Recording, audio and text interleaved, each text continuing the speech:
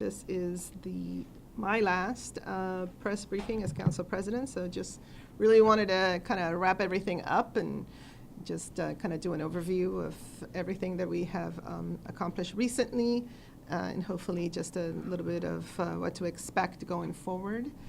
Welcome my colleague, Vice President Katz, who is here, who's going to take the helm pretty soon and continue on with the work.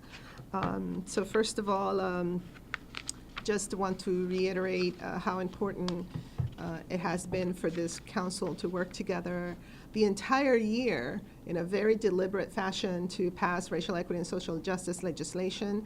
I've already heard from a couple of other jurisdictions who have been tracking what we're doing and would really like to replicate this. And so I think that definitely this is poised to be a model that other jurisdictions would want to emulate, and very, very happy that it was unanimous and that everybody worked together in such an amazing way. One of the things that maybe a lot of people don't know is that this work really started with a really amazing workshop in January where 42 of the county top leadership in the county came together to talk about and learn, I think, in many cases, the history, root causes of the racial inequities and social justice issues. And then about 3 weeks ago, I think, we gathered again for another 2-day workshop looking at the history and also the background of racial equity and social justice issues in Latin America, from a lens that recognizes that this is a county that really is a microcosm of the nation and the world, and we do need to understand that this is not a homogeneous issue, but it's something that it's important to know where we've been and where we want to go. So that was, to me, one of the highlights of this process, and really excited about where we're going with this extraordinary work. As I said in my remarks when we adopted, we're about to pass the legislation. This is an instrument. It's an instrument for us to have the opportunity to look at data and make decisions based on data, and really be able to set some metrics and some parameters and be able to hold ourselves accountable. So it will, it's a start, but I think that it should be something that we can look back and really be proud of that work. Also, there's been a lot of conversations about our Council of Government housing goals. We did adopt a resolution where we affirmed that Montgomery County will work and will strive to meet those goals. And we understand that housing affordability continues to be a challenge for us in Montgomery County. Council of Governments have got together with a group of experts and for an entire year worked on updating those targets. I was fortunate to participate in the housing work group for the Council of Governments, since I am a member of the board along with Councilmember Hucker, but I was one of the people that participated in that work group. And for Montgomery County, we know that those targets have been updated, and now our target is 41,000 units by 2030. And 75 of those we will strive to locate in activity centers, and 75 of those should be affordable. And so this has been, I think, a really important regional collaboration. I happened to visit with Prince George's County Executive Angela Alsobrooks last week, and we spoke about how this continues to be a challenge for us as a region, and we also vowed to work together to do everything possible because, when for example, Northern Virginia lands Amazon, we know that the region benefits from that. So anytime we're able to work collaboratively and land very important economic development assets, we know that the region benefits, right? We'd rather them come here than to go anywhere else in the country. So the issue of housing affordability is one that will help us in Montgomery County be competitive, just as it is with issues of the talent pipeline, just how it is with issues of transportation and with strategies for attraction, retention, and expansion of businesses. All of those elements that we affirmed in the economic development platform is what will position us to also be in the be in the competition that we need to be, and also be able to land where we need to land. So so I'm very excited about that. I think that we are not starting from scratch. We have a lot of particular tools that we've been working on for many years, and we will quickly start working on identifying the opportunities, the barriers, to see where we can go, and that's something that committees will start working on in January, and hopefully will bring the action plans to us in February. But the housing piece, I think it's one where we have a lot of opportunities. So excited about that. Also tomorrow, we will introduce Bill 36-19, Contracts and Procurement. This will be for Office of Grants Management established. This is an issue that we've been working on since the previous council, and it is to really formalize and reorganize the way that we manage our grants program. And so very excited about that. It's a little wonky, but I think it'll be really great for nonprofit organizations that have been trying for a long time to decipher how it is that we have two separate grants programs, and exactly, how do you plan. And it's a former co-founder and executive director of a nonprofit organization. I know how important it is to be able to have some continuity and to be able to understand and predict how you're going to manage your own budgets. So we're starting that.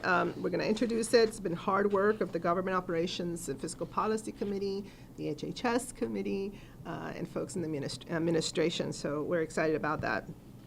The Crown Act, it's been getting a lot of press as well nationally, and this is a bill that we also passed, which basically prohibits discrimination based on natural hairstyles, including braids, locks, afros, curls, and twists.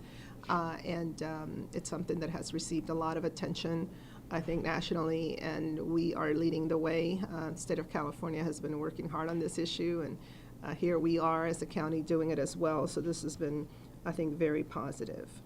Also, we're still working on the community policing bill. This is another way for us to affirm that Montgomery County will be a county where the police department will always abide by community policing principles. And we know that this is, especially in our county, such a diverse county, such a large county, that this is something that we need to really, truly address. And I think it's time to put it into law as a guiding principle so that we don't just leave it up to chance with whoever it is that is the police chief, that instead that this is something that we all have in law. And speaking of police chiefs, of course, we're very thrilled that we have now Chief Marcus Jones heading our police department. And I think it was a really wonderful outcome on a very long process that as council president, I know I spent a lot of weekends trying to decipher. But really happy with this outcome, and I think that, along with this community policing bill, which Chief Jones as well as the FOP have given feedback into the bill, I think that that will also be a really wonderful instrument.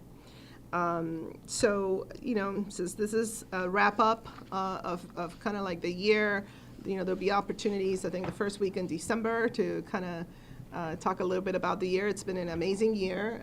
It's been a unique year, of course, because of all the transitions of a new administration after 12 years, as well as a pretty much new council. And so all of that has really, truly been unique, much more than I expected.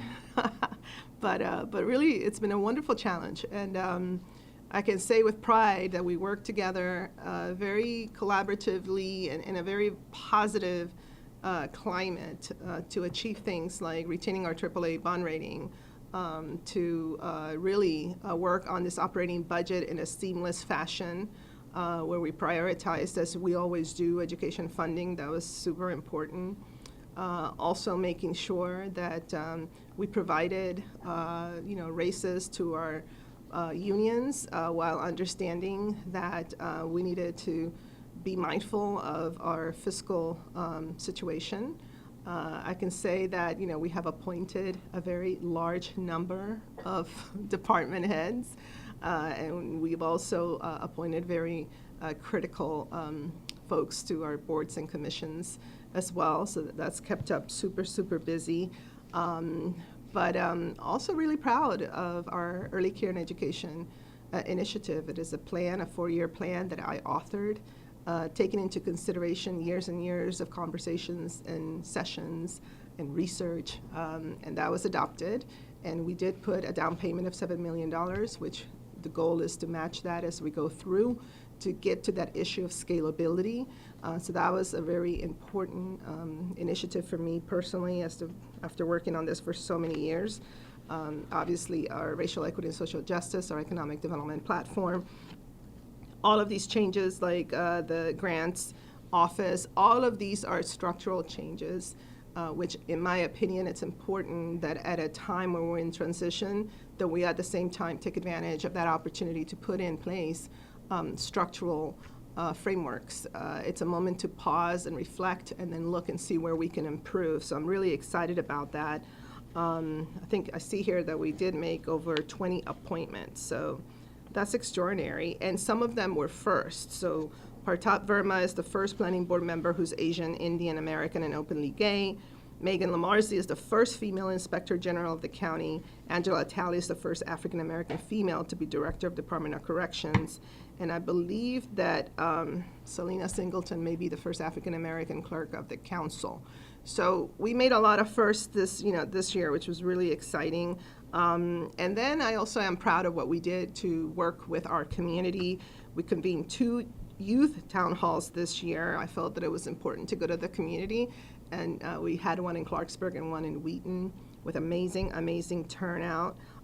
We also conducted the Veers Mill Master Plan hearing in the community. So we went to the Holiday Park Senior Center and provided translation, and I think this is something that we need to continue to do.